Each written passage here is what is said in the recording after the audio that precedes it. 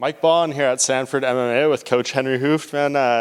Lot of crazy guys in the gym today. It's hard training and everything like that. It's like that every day, I imagine, here, right? Yes, it's every day here. We got a lot of fighters here, a lot of visitors too that come by and train with us. But yeah, it's busy. We have, I think, around 52 fighters now, and yeah, we like it. So it's a good atmosphere, as you can see when you walk around here. Everybody's cool. So. What's the hardest part of dealing with all that and making sure everyone gets their attention? You're focusing on so many game plans, so many opponents. It must be a little challenging at times. I think it's very challenging, but most of all, if you run a gym, that's the most challenging, because it's not only the fighters, it's just trying to create a good atmosphere here, a good culture for the guys so they can just perform. We have the right coaches here, but the small things from drinks and making sure that guys make weight, making sure that the guys are healthy going in their camps, and like I said, we have a lot of experienced people here. You see when you walk around there, from Robbie Lawler to Nate Marquardt and all these guys, and so we have a lot of help from the fighters too. So that's what we try to do too. It's not only the coaches, but it's the other fighters that have a lot of experience that help the newer, younger guys out. So.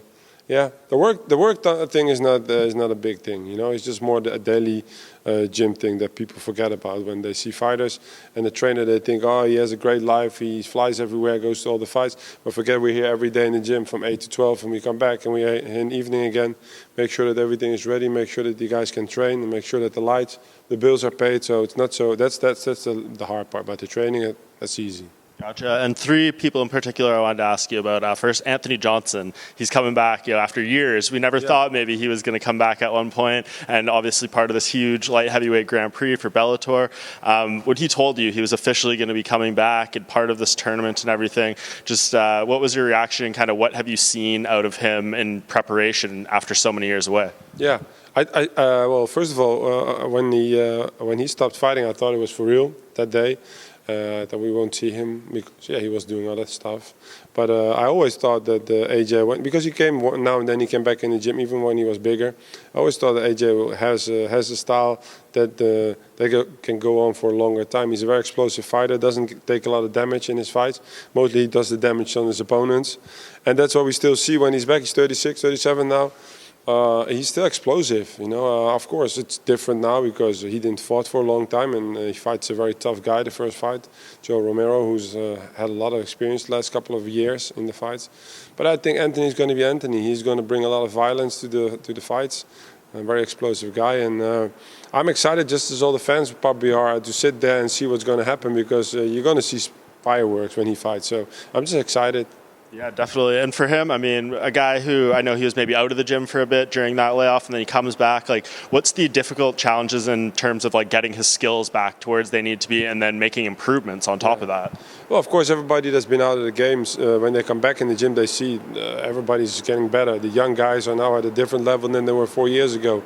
The sport's evolving very fast. They get better everywhere. Not only wrestling, striking, grappling, but conditioning. Mentally, they do a lot of work different. But like I said before, his style, I think, goes on forever. He has knockout power in hands and legs.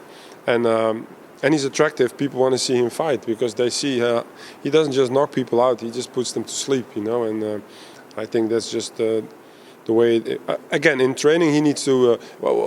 He came in a couple of weeks ago, and there were two guys with the blue eye, and I already knew it was from Anthony. And there was two jabs.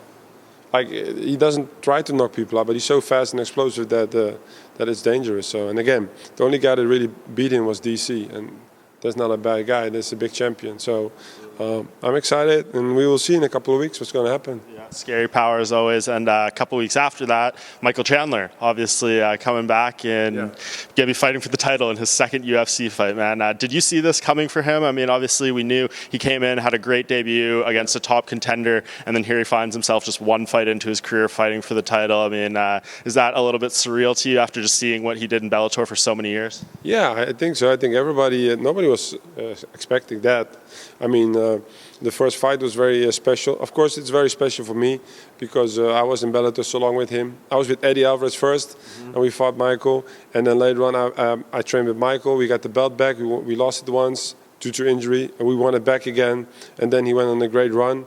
I think we're like 10-2 or something, training together. So we had some nice moments. And the last fight with Benson Henderson, after that, he said when he made up his mind, he said, "I want to go to the UFC. I still, what do you think? You still think, you know?" And I was like, if you really want to test yourself and the way you've been performing your last couple of fights, it's cool, man. Go there. You have nothing to lose. You're already a champion anyway. So go there, taste the water, and see what it is. Because again, also he has an explosive style, very. Likewise, everybody wants to see that. Fans want to see him fight because he goes hard, you know. And then the first fight with Dan Hooker, where everybody in the beginning already thought like, oh, that's going to be difficult because you're going to knee him and he's tall and this and that. And I was like, that's just even better because you get a good opponent for your first fight, and most of the people are thinking, oh, it's not going to be, that's not going to get a win in there because that guy's really, really tough. You hang in with all these guys there, and then what he did. That's Michael Chandler. He goes in there and just lays it out, you know. And again, you need to have a little bit of luck also on your side because I have a lot of respect for Dan Hooker, you know. He's a great fighter. So you need to have a little luck. After the fight too, Justin didn't get the fight. Justin Gaethje didn't get the fight. Michael didn't get the fight with Justin. Yeah. Michael just needs to take the fight that comes. It's the shortest way to the title. He's not 28 years old. He's not the youngest guy. So for him, the fastest way to the title is the best way. And like he fights. So for him, I'm very happy that we got the shot, of course, because for me it's I think the 4th or 5th time we fight for a belt. And after the welterweight belt, I would love to win a lightweight belt with Michael Chandler, especially with Michael Chandler. Again, a really good guy. He's very good in the gym, good teammate. And I think also for the company, he's a good guy for the company. He's well spoken. He's a real champion, you know, a family man. But again, he gets a very tough fight. So. Yeah, and I mean, you mentioned he's not the youngest guy, but maybe one of the hardest workers you've probably ever seen. I saw it firsthand this morning and today when he's in there. I mean, can you kind of rate in terms of his work ethic? Is he maybe up there with the best you've ever seen? Yeah, for sure.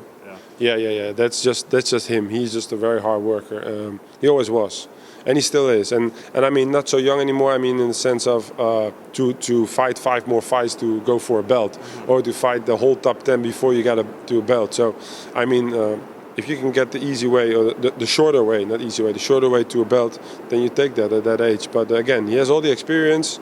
He fought very tough guys, and he beat Dan Hooker. So. Yeah, and now we got Charles Oliveira, who's really respected. I really like his style of fighting. He's very good everywhere. So for me as a coach, it's only more exciting because again I'm going to sit there, have the best seat in the house, and see Michael fighting another great fighter. And it will be awesome if we can get that belt around our waist and bring it here to Sanford, you know. Totally. And then a couple months later, UFC 264, we have Gilbert Burns returning against Stephen Thompson. And I know you couldn't be in his corner for the last fight against Kamaru, but I'm sure it's a very important fight for you to be in his corner against Stephen Thompson, given the style matchup, your striking background and everything. Just in terms of preparing for Stephen Thompson, what's the challenges there in terms of making sure Gilbert's ready for that style? Well, it's very hard to prepare for Stephen Thompson because we already fought him once with Vicente Luque, who is a really good striker. And but Vicente learned a lot in that fight, you know. It's a very difficult style. He's first of all, he's technically very, very skilled. He has good movement, very good eyes. But some fights he's a little less, you know. So you saw that against Pettis, and you saw that against Tyron Woodley, you know. Sometimes he's a little less. So I don't know. If he's trained good and well prepared, we have a hell of a fight, you know. There. If not, Gilbert can knock him out. He can choke him out. He can do it all. Like you said, last fight he couldn't be there. That's normal. That's for me still my 2 students that fight each other. I won't be in. It's not about me. It's about these 2 guys. But I felt it that I wasn't there because I see that my fighters miss me, you know, when I fight. I just see it because the connection we have. But this time I will be there. It will be a very hard fight. But Gilbert is also one of the hardest working guys in my gym. He'll be ready to fight, like everybody says. Maybe some people think, oh, he lost to Kamaru, and we have seen the best of Gilbert, but I don't think so. I think Gilbert is very motivated and still ready to climb that ladder and to fight Stephen Thompson, that a lot of people don't want to fight. But Gilbert wants to fight everybody, so I'm happy.